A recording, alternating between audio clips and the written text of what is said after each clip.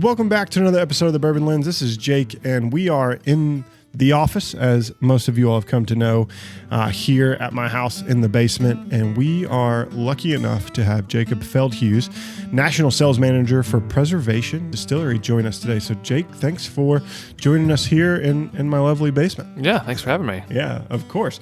This has been a long time in the making. We've had, some wires cross paths, some things happen. You all adopted a baby. There's some exciting things happening in your life. Yeah.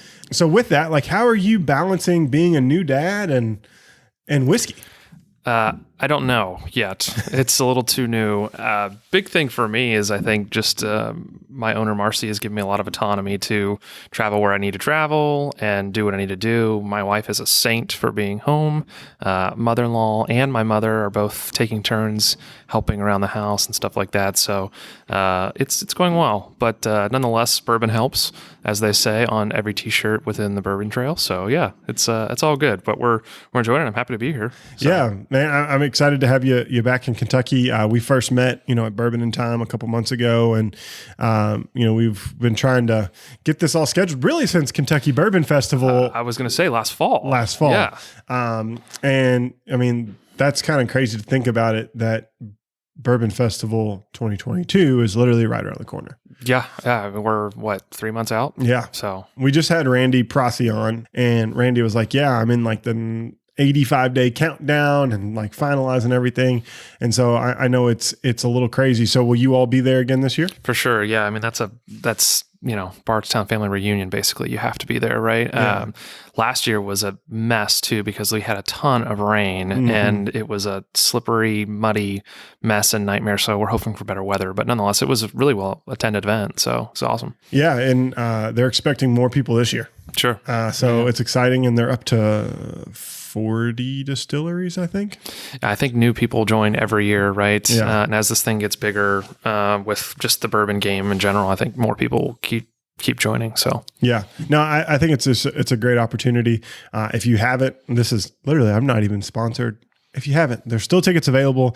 Go out and check out KentuckyBourbonFest.com. Buy a ticket. Come meet Jake. Shameless plug. Yeah, absolutely. Shameless plug. You got to help our partners, absolutely. Right? So, as you're out here, so what brings you to Kentucky, this time around?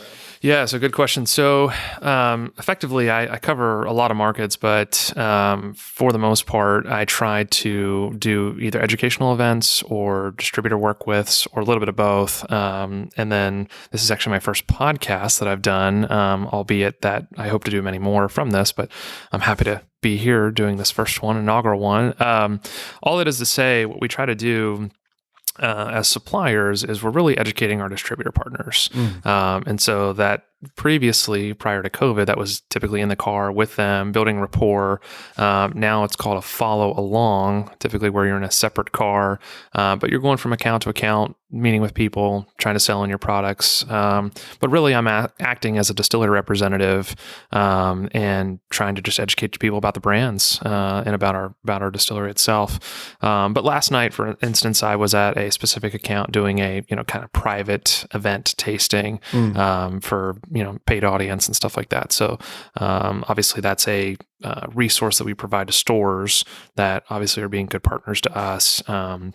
So I do that and go to various places across the country. It sounds maybe more glamorous than it actually is. A lot of late nights, a lot of weird scheduling conflicts that have to be worked out. So yeah. People think that being a road warrior is awesome.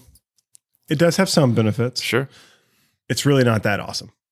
Yeah, I mean, so the fun of it with eating really good food typically, or meeting nice people like yourself, or drinking good whiskey, that's all well and good. But I'd rather be home with my family. But all that is to say, we have a job to do, and on top of it, this is more fun than some other things. So I definitely find the fun in it, but.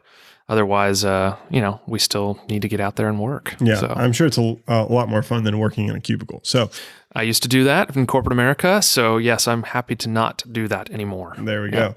And so, for a lot of people, I think some people say, oh, one brand they work with, one distributor.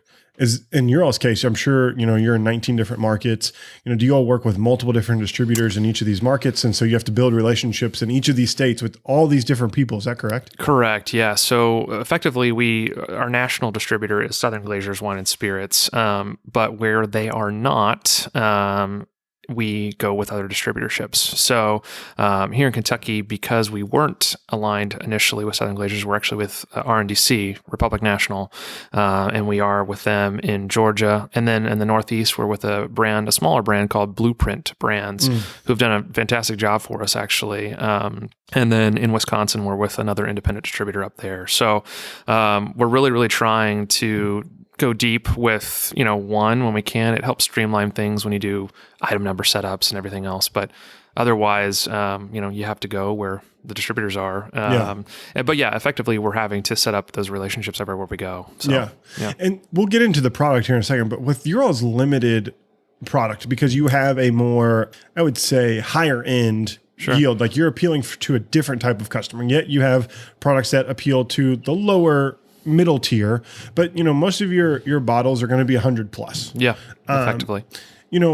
Is that a unique nuance with working with them, going in after that high end customer and like making sure they're positioning it correctly? Because I feel like that's a lot different than, and I'm not saying anything bad about this, a Jim Beam who's like, hey, I got white label and you need to push white label, right? And it needs to be middle of the shelf, and that's about all I care about. Sure. Yeah. Well, I think the first thing would be is, the bourbon space, especially since I've been in it, has grown exponentially, for one. And then the other side of that is there's still a lot more room to grow. Yeah. And it's really just what the market will bear. So with the kind of ultra premium category, that has grown significantly. We saw it over COVID, right? Even across categories, you see high-end tequilas being purchased and gobbled up as quickly as possible. So no one's really snubbing $100 or $150, $200 bottles as and when you can kind of balance both on and off premise, i.e. liquor stores versus bars and restaurants. What we try to do is leverage the on premise and high end establishments. So that way people have an opportunity to try our product, and then hopefully they go to an off premise establishment and buy it. So working with the distributor, most oftentimes they have divisions set up specifically for like a domain and estates for wine, right? Where it would be deep dive into higher end products, and therefore they're targeting higher end accounts. Yeah. And that's really what we, try to do in developing this relationship with the distributor. We're trying to make sure that they get, our concept, right? And so as much as there is most certainly a market for Texas Roadhouse and Outback Steakhouse, love their steaks and blooming onion, by the way. Yeah. You still obviously have those really, really high-end places like Jeff Ruby's here in Louisville. Yeah. That, we care to kind of cater to a little bit more. Yeah. Well, I think that's the unique thing. I think there's bourbon for the everyday drinker, and then there's bourbon and whiskey, right? Because it's this rye category is exploding, and American single malt is exploding, or just single malt in general. So your scotches and all of that, there's a room for that, right? Scotch has proven that out for a long period of time. And I think people have always thought, bourbon needs to be under $100. Well, that's not the case anymore. My rule of thumb, if the bourbon is on alignment of $10 to $20 a year, that's a good, fair price. Now, I understand the 3-tier system. So someone that's in that and working that, can you just kind of explain that just simply for the listeners? Because I don't think a lot of people, understand that and how you all have to work into that system as well. And I'm taking this unique opportunity because you're a sales guy and like you're doing that. Most of the time we have brand guys on here. Sure. And so like you have a different aspect and way that works. Yeah. So the 3-tiered system works for the most part and has worked for decades. Effectively, as suppliers, i.e. the distillery, the producers of the product, we then ship to the distributor who then ships to the customer, whether that's an on or off premise customer. That said, it works that way for a reason. So unlike a beer guy or even a wine guy who do self-distribution, in some cases where they're not aligned with a distributor, I have no interest in owning a bunch of trucks everywhere, employing all of those people to then go sell with iPads and then deliver those and do a shelf set. We just don't have the manpower to do that. And most distilleries don't have the manpower to do that. So naturally you align yourself with a distributor who has boots on the ground to do that. They go out and do the selling for you as your representatives in the field, with all the other brands that they sell as well, and then subsequently the customer. So those are your 3 tiers. That said, in some states, i.e. Texas, which is where I live, you have a 4th tier, which is basically where you sell as a supplier to the distributor. The distributor sells to a off-premise customer. That off-premise customer then sells to a bar or restaurant, and that bar or restaurant then sells to the consumer, which makes it even more difficult. And so you have to kind of navigate that primarily with your relationships with both the distributor and then the off-premise customer to make sure your on-premise customer is satisfied as well. So it can be tricky. This whole industry, just like with any industry, frankly, is just a relationships game. What we're trying to do is really make sure that our distributors are equipped with the information about our products, about our distillery. And then if they don't have, a piece of information, or they're going into, an account that really needs some extra care and attention, naturally they would call me, and I'll hopefully make a trip there, see them in person. So nothing sells as well, frankly, as a handshake and seeing someone in person. Yeah. Same reason why I'm here in your basement doing this podcast. It's much more intimate, and obviously it just helps sell the brand more when you can shake hands and exchange business cards and have a drink with one another. Yeah, for sure. So, speaking of that, like getting into this ultra premium product, right? You all have put out a variety of different things, and you've mentioned Marcy, and Marcy has a very unique history in whiskey, and some would say she pioneered like buying large lots of whiskey sure. at a time when whiskey wasn't necessarily super popular. And that's why some of these coming of age products that you all are putting in market are hunted down or rare, like the unicorn cask or the OG, Sure. some of those, sleeker 375s that are really cool looking. But then we have something like this that we'll taste today, like the 1596, that is phenomenal. And Thank you. It's a lot of fun to potentially guess where that may have come from, right? Sure. And I think that's half the game with preservation. As you all come out with some of your stuff that we've gotten to like try like on the back end at Bourbon and Time, which was awesome. They're really onto something that you're all single malt. I really think so. I think so too. That's going to be a really interesting product here in the next couple of years. Yeah. So we'll see how it continues to age. So as you get here, like, how is it for you? Like, how do you educate the consumer on, these rare perfection, like these Canadian style whiskeys? Sure. And then, we have the Wattie Boones and Son, and then you have, the St. Nick line, because there's a variety of part in the St. Nick portfolio, right? Sure. So can you just talk a little bit about like the verticals of preservation? Yeah. So primarily, the flagship brand is very Olde St. Nick. That's been around since 1986. And backing up a little bit, I mean, Marcy Palatella, our owner, she's kind of like this unofficial queen of bourbon that no one's talking about yet. And she really tries to kind of stay out of the limelight a little bit. She has quietly been laying down casks for many, many years. But she started in the export business. And she was very, very smart to align herself with folks that were either creating or had access to incredible juice, the Julian Van Winkles of the world, the Evan Colsbeans of the world. And so she deserves a lot of credit because she was buying, bourbons and whiskeys at the time when it wasn't really the hot thing to do, right? You saw people like, Wild Turkey that was just sitting on the shelf. Van Winkles were just sitting on the shelf. And so those brands needed to find avenues to make money. And so they turned to the export side of things, and Marcy, was there to do that for them.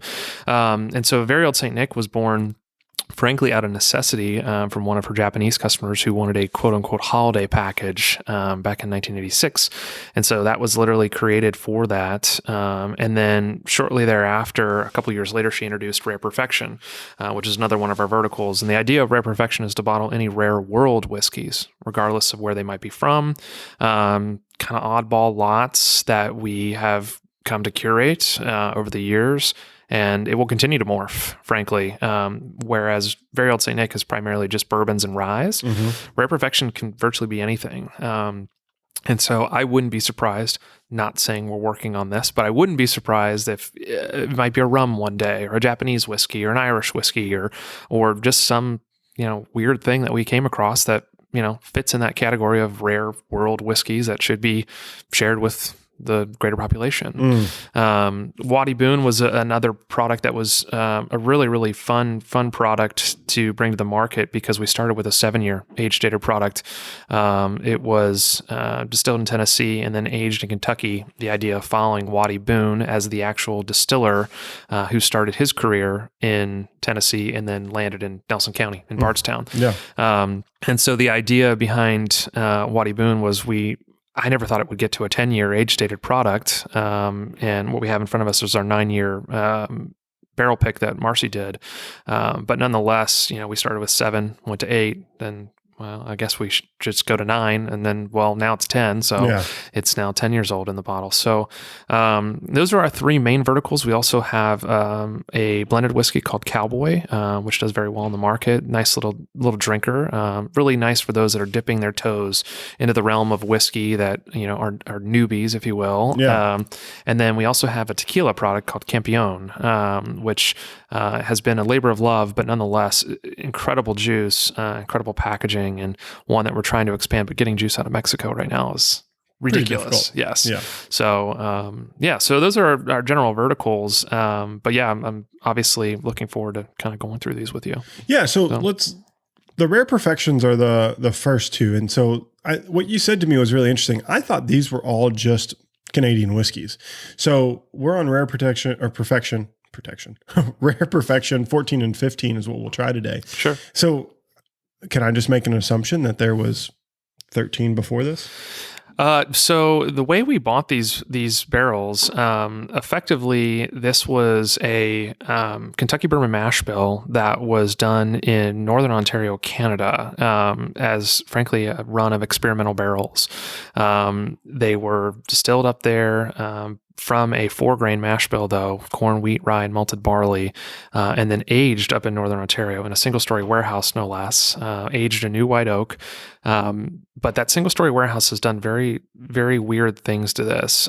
As we purchased these barrels, we primarily purchased them at age. The big thing, though, is we wanted to stop evaporation. So a lot of these have been not all, have been dumped, so that way they stop evaporating and we can keep what we have. In this game, angel share, unfortunately, is, the devil to us. So as much as it's called the Angels, it really sucks because we're losing liquid every day. And so if we can stop that, occasionally tanking, quote unquote, tanking is the best way to stop it, especially in stainless steel because it doesn't impart any flavor. And it's very, easy for us to just know what we have, know the proof, etc. I wouldn't be surprised if you see maybe a higher age-dated product in this. We may or may not have, held some barrels back to do that. So we'll see if that happens. But nonetheless, the 14-year is just the younger brother to the 15-year, 1 year younger, and it's always done at 100.7 proof. The idea of this was to not have everything that is offered from our facility be at cask strength. On top of that, though, the real gem was really just to find a really, really nice, palatable, unique flavor profile that would kind of shock people a little bit to say, oh my gosh, that's still 100.7 proof. That doesn't taste like that. And again, for those that are kind of dipping their toes in the realm of whiskey, wanted something that was very approachable, yet didn't feel like we were just adding a bunch of water to it, right? And so when you have, distillers that are putting out, 82, proof stuff, sometimes you question, am I just drinking water? Now there's a lot of like low 80s to low 90 proof whiskey that is incredible. So not knocking those, but nonetheless, we feel like, kicking it up a little bit. So you still have a little bit of that heat, a little bit of that burn is good, but this has very, very little bite, very little burn, unlike its 15-year counterpart, which tends to be a little hotter. So it's really interesting. I'm learning something new because I thought that this was just a straight Canadian whiskey. So this is effectively bourbon made outside of the United States. Yeah. And that's, unfortunately what has happened a lot, especially with Canadian juice, is the market has really had this general stigma of what Canadian whiskey is. Yeah. It's in a purple bag. I didn't say that. I was just going to say a general brand who adds a lot of flavors to things. But they do a incredible job. Let me be very clear. And they sell a ton of whiskey a lot of cases go out the door. Great for their parent company. Yes, it is. And so, not knocking them, but nonetheless, that's just the general stigma of Canadian whiskey. And then you have brands like Alberta Premium or Rare Perfection. There's another brand called Found North, which is typically only found in the Northeast, frankly, from what I've seen. All three pretty higher end Canadian whiskeys, but don't have any flavoring, don't have any coloring. They're just pure whiskey that's done right, in my opinion. And so some of those whiskeys, that you might find even at a lower proof are exceptional, but usually you can't find a lot of unadulterated, unfettered, Canadian whiskey that is just done as whiskey and not tampered with, frankly. And so we're trying to change that a little bit. And as I walk people through these, from market to market, people are like, oh my God, this is really, really good. And, we tend to think so, but we're slightly biased in that. But these are just fun because, we can change the stigma around what Canadian whiskey is and frankly should be. Well, so. I think what's interesting is the cereal grain, right? In Canadian products, it's more chewy. Yeah, well said. It's very thick and viscous. It just provides a different depth and complexity. And I always get this cinnamon sugar, creamy wheat note. I think that shows up in all the Canadian whiskeys I've had that I would say are in that premium category. There's another brand that they source, Canadian whiskey, and it's really interesting because I remember I posted about it. And I was in love because one of my favorite things is to equate whiskey to food. And you can't tell me my food experience, right? Sure. So I will go to the hilt on these things. And I was like, this is awesome. It's cinnamon sugar. It's cream of wheat with butter. And for me, that was my meal on a Saturday. I woke up, I made my cream of wheat, and I had put a little bit of sugar and cinnamon in it, and I was in heaven. Sure. So for me, it was the best thing since sliced bread. And everyone else was dumping on this whiskey. I'm just going to let everyone know. I'm not changing my opinion. You can hate on me all you want. There's a certain flavor profile that I think all Canadian whiskeys have, less to the purple bag that I mentioned earlier, because they're just doing something different. Sure. But both of these, the 14 and 15, because I've drank them prior to this podcast, have that cinnamon sugar viscosity to them that I think lends itself, and everyone probably shoot me on this one, it lends itself to older American whiskey, older American bourbon. Okay. So if you've drank a Dusty, right, it's got some funkiness to it. Sure. And it's got some creaminess to it. Which, because we are so clean on our distilling process today, it's hard to get that or mimic that.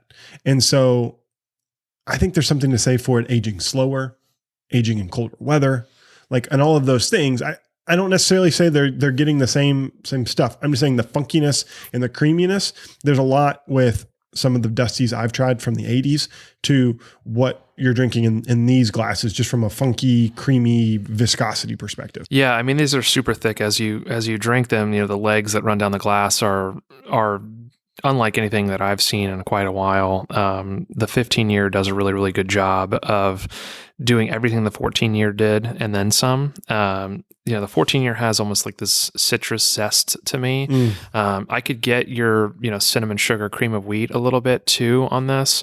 And then that's amplified even further going to the cast strength 1 year older version of this as the 15-year is.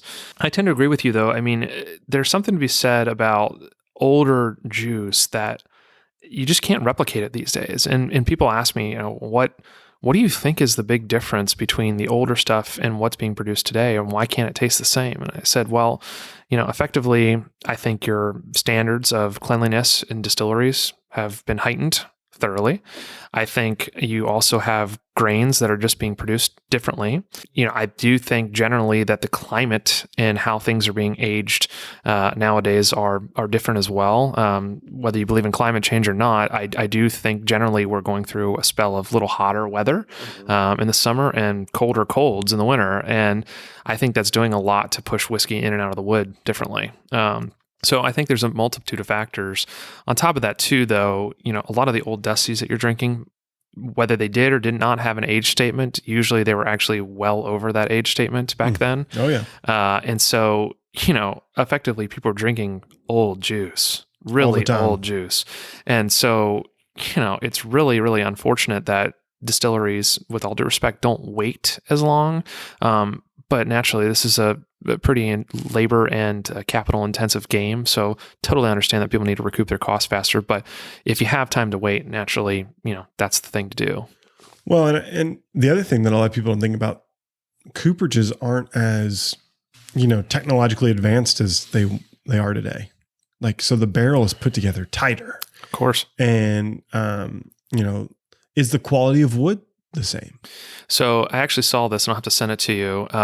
There was a picture of a 2x4 side by side from back in, the 1920s, 1930s, and one from modern day. And the rings on the 2x4 from back in the day, 20s, 30s, whenever it was, had probably 100 rings from the tree in that 2x4. Mm-hmm. And the 2x4 of today was nothing. It was like 3 or 4 rings, like, a 4-year-old tree basically had made that. And so I, by no means know how a 2x4 is produced, at a sawmill, but nonetheless, yes, I think the wood back then was just different than what they use today. Period. Yeah. And that's just, we've grown as a culture. We've become a bigger population. Like, there's a lot of things. I'm not going to this is not political, but it's just, things have to change to keep up with demand. Of course. It's basic economics. Yeah. Supply, demand. Yep. And, I talk to some barrel coopers, often, and they're like, we're projecting 2-3 years down the road now. Oh yeah, absolutely. And, getting barrels nowadays too is becoming harder and harder, because they're just trying to keep up with, one, all the newcomers in the game, and two, all the people that have been in the game for a very long time, or even those like us who've been doing it for, a number of years now. Their demand is rising. And so they just have to crank them out quicker. Yeah. So. And, COVID didn't help. No, it did not. I think everybody got a little bit bored and started, picking up those bottles that they wouldn't normally pick up. So, but these rare perfections are fun. We really enjoy selling them in the markets. They're available in most markets. If they're not available, it's typically just because that customer sold out of them and they can order more from the distributor for the most part. We try not to produce, millions of cases a year. We don't have the capacity nor the team to do that. Very small, but we really try to put out some pretty quality products. The Rare Perfection has a lot to live up to too, because the previous exports that Marcy was doing were 20-year, 25-year ex-Stitzel Weller juice, crazy stuff. But the 15-year actually won double gold at San Francisco back in 2020, as well as best Canadian whiskey of that show. And then the 14-year won gold last year. So, we're really trying to get into the habit of, producing just quality products, but not going into the whole competitions thing. I feel like those are a dime a dozen now. We really feel like San Francisco is really the true still quality brown bag competition where, those folks are taking it extremely seriously. They wear white lab coats. They're pretty professional about it, right? Yeah. So, but they, our owner, Marcy, she is just extremely knowledgeable when it comes to palates. She's not interested in putting out anything that doesn't meet her standards. And, I would almost consider her like a super taster effectively. She started kind of with a wine background as well. So that lends itself to a pretty expert palate, and she has no interest in putting anything out that she doesn't feel is ready. Yeah. And I think what's really interesting, on these thick and viscous whiskeys, I just dropped a little bit of water into the 15, a lot of oils, opens up quite a bit. And, that orange brightness, that zest that you were talking about, just all of a sudden just kind of pops through in a huge way. Which gives you a little bit more of that rye feel, like in this, mash bill set that it's created from. And which I like a good orangey, creamy, and because now like some caramel comes out. So now you're getting a little more Werther's Original type things going on. Absolutely. Yeah, your palate's very similar to mine. I always equate it to Werther's Original, which is one of my favorite candies too. So I think it's a little bit of placebo maybe that I try to almost get that taste out of it. But this has it. And that creaminess literally, comes through a little bit more as you add more water to it. I typically will drop just one rock in it occasionally to cool it down. Granted, I live in Texas where it's like 113 degrees too. So I know you came during the heat break here in Kentucky. It's only going to be 80 this week. It was like the devil's butthole the last few weeks. Yeah, it was a little warm yesterday, and then now it's starting to break down. So I was happy to have the reprieve. But I'll be in Denver next week, and then Boston the following week too. So I'm kind of trying to like go to northern climates to get out of Texas for a minute. So of course, yeah. Denver's great. Denver's a ton of fun. I love that place. And I'm a Broncos fan, which is really random being a Kentucky boy. But that's another story for another time. So I always try to get to Denver if I can, because I just love the city. Oh yeah, absolutely.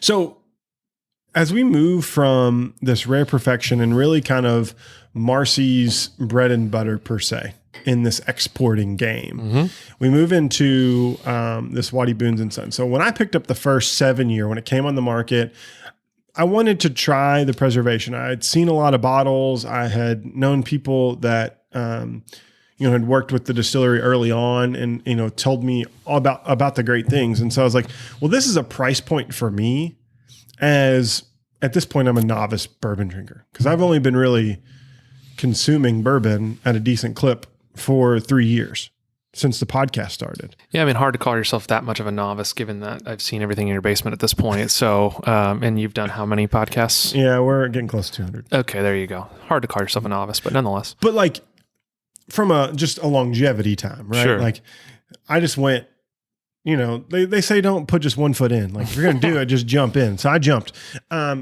But at this point, my wife was like, hey, you need to quit spending money on whiskey.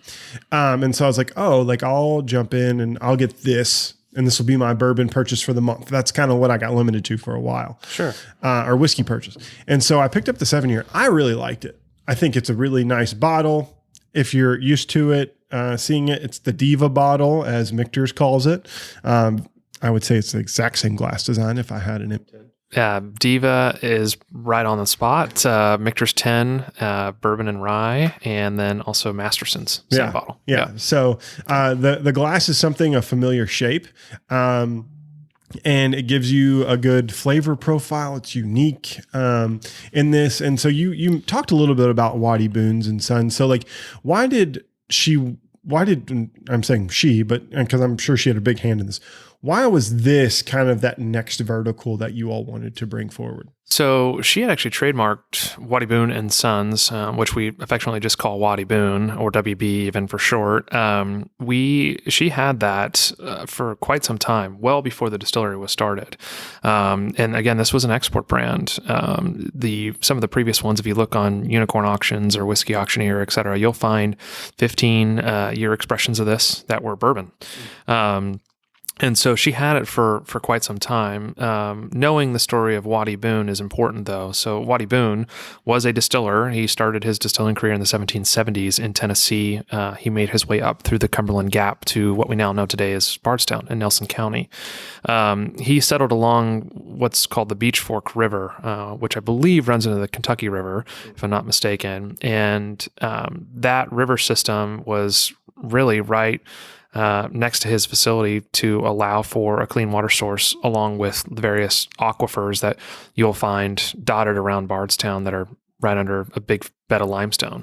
And so when he started his distilling career back in 1776, he was employing some pretty famous people.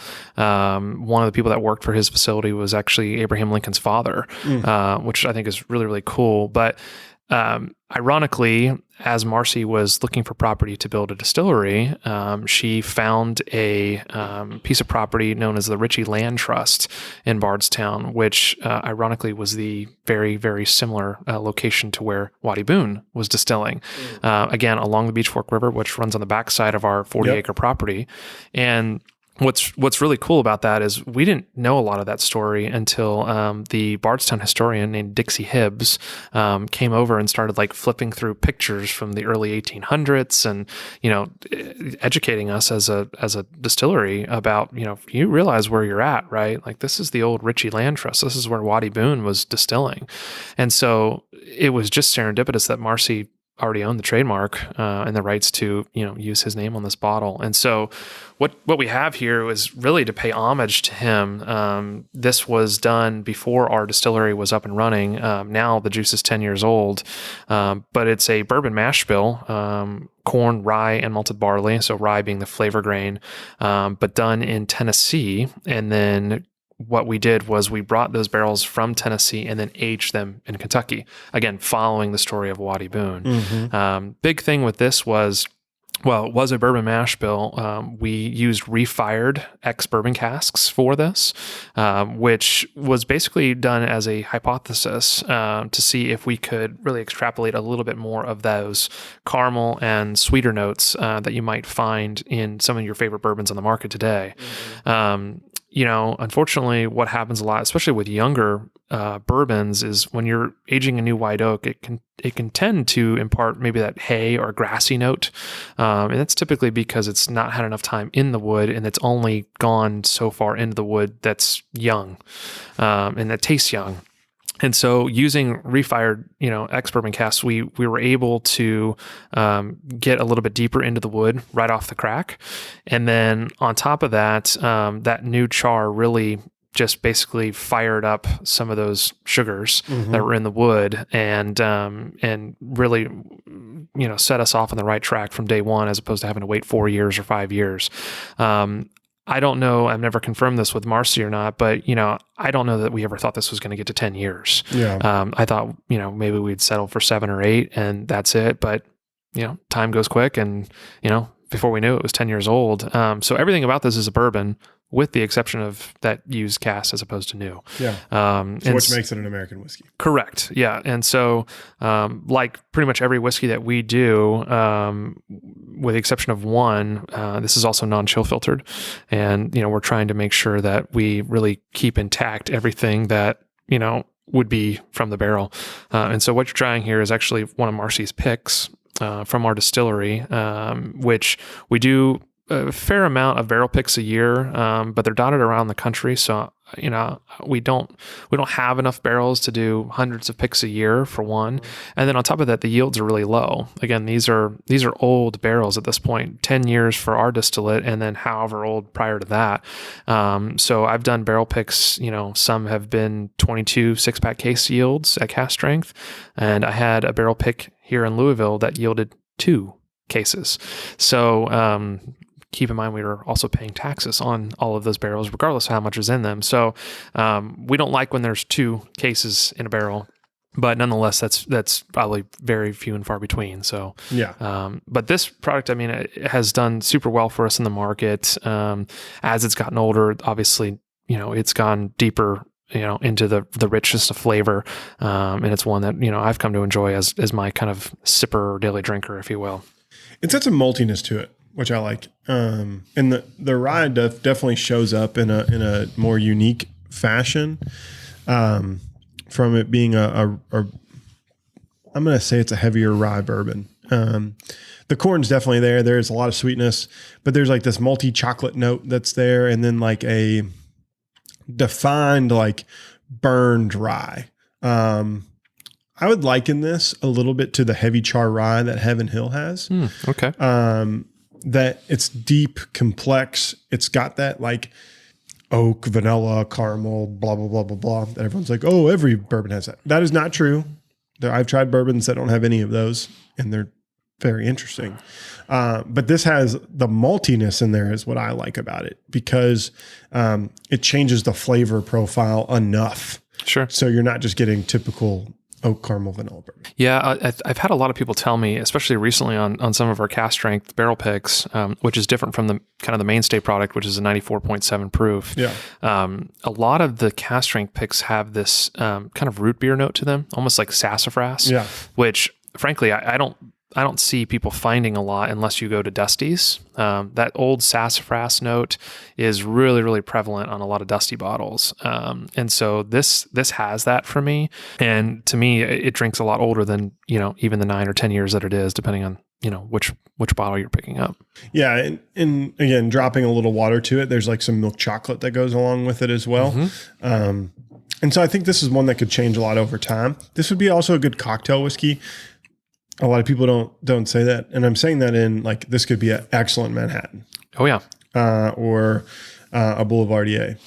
Yeah, I have this product in a couple of on-premise accounts that have switched up other products for their old fashions. I think an orange zest or playing along with the bitterness that is typically in an old fashioned. So whether you're using regular Angostura bitters or walnut bitters, peach bitters, the list goes on. Chocolate bitters is a big one now. Yeah. This one does a really, really well high-end old fashioned. I have a couple of really, really great accounts in Tampa, Florida that for whatever reason, Wattie Boone is just like, it popped up everywhere, it seemed like. So, shout out to Edison Food Labs and JW Marriott, just to name it two. There you go. Yeah. You got to love it. And then we're getting down to this last one here on the podcast, and it's the Piece de la Resistance. We had a lot of whiskeys when we came and visited you all at Bourbon in Time. I will say, a lot of people, we got to try some super premium things that like are super hard to find. We tried the OG even, right? Mm-hmm. This was better. Big statement. For me. Yeah. Bourbon subjective, just like food subjective. Absolutely. This one hit my flavor profile the way I want bourbon to hit. Mm-hmm. This has reminded me of what true bourbon is. Sure. And so like this is one when like this kind of was like in the gift pack. And I was like, oh shit. Because I was like, this is like, never would I ever have thought like it was just a great opportunity. Right. And so that's not afforded to everyone. And so I'm super grateful for the team that was able to deliver this. Because wherever this is from, it's a hell of a whiskey.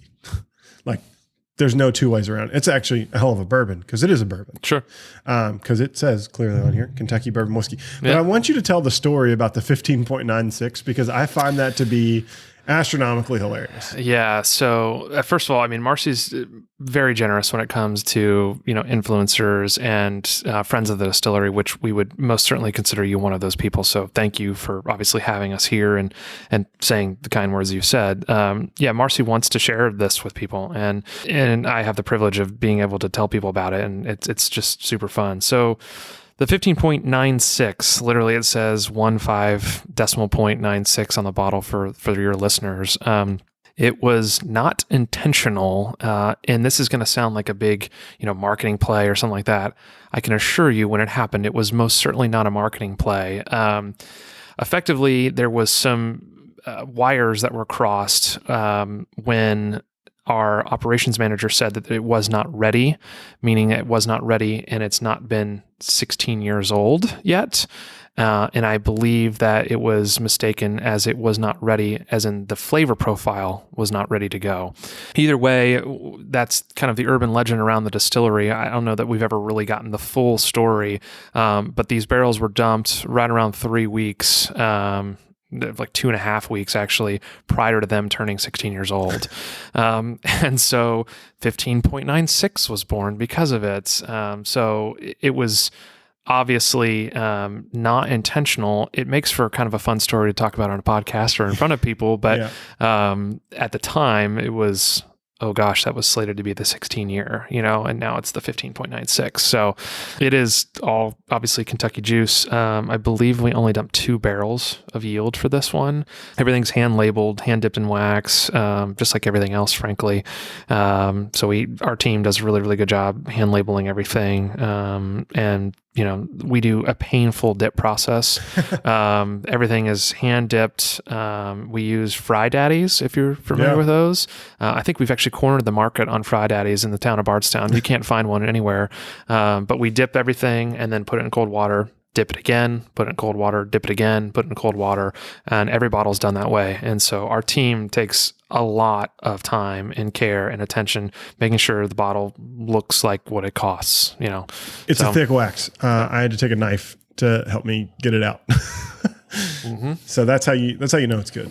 Yeah, and so to your point, the way this drinks is, I mean, it's super old. Period. It has been socked away and kind of treasured.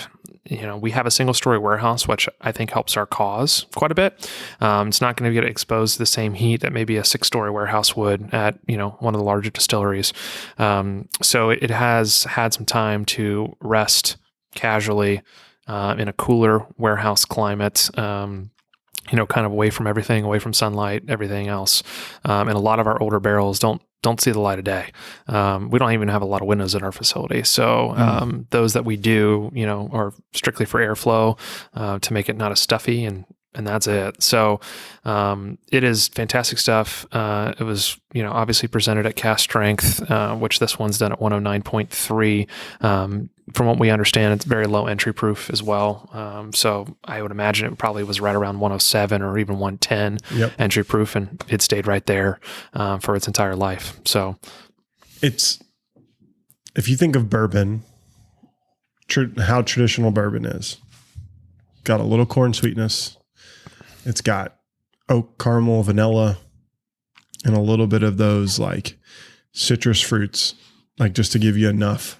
Sure. But this is a way, like, if I think of bourbon, right, there's a couple brands that just come to my mind, and I'm not speculating what this is. Sure. But brands that come to my mind, Heaven Hill, Jim Beam, Wild Turkey, like those heritage brands, right? Like when you get some of their older stock, they're not trying to do anything exorbitant, right? They're just letting the barrel and the whiskey speak for itself. Sure. That's what this is doing. It's letting the barrel and the whiskey speak for itself.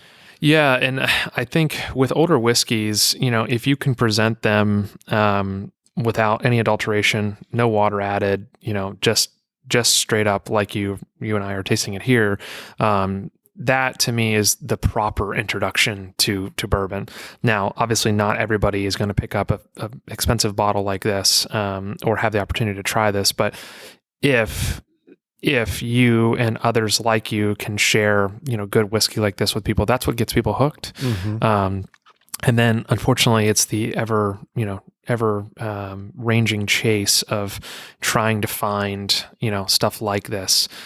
So what's unfortunate about this is it kind of ruins you for everything else, right? And so you're always trying to chase this flavor profile, or at least I am. And so everything has to stack up against something like this. Yeah. So, and you put this at the end of a tasting for a reason. Yeah.